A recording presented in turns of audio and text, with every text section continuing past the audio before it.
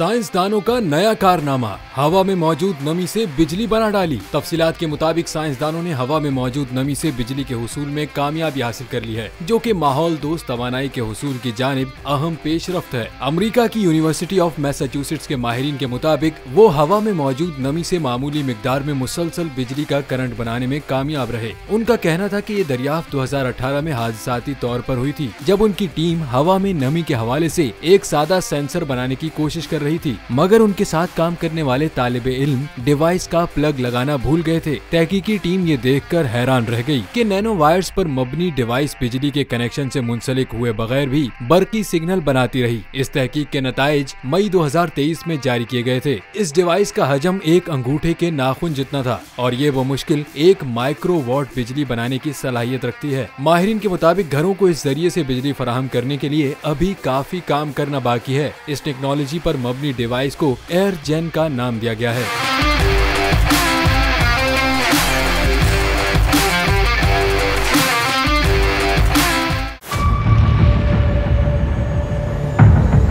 बड़ी ईद की खुशियों में बोल ने दिया अपने अवाम का साथ। अवामी शिकायत पर बोल ने उठाई आवाज।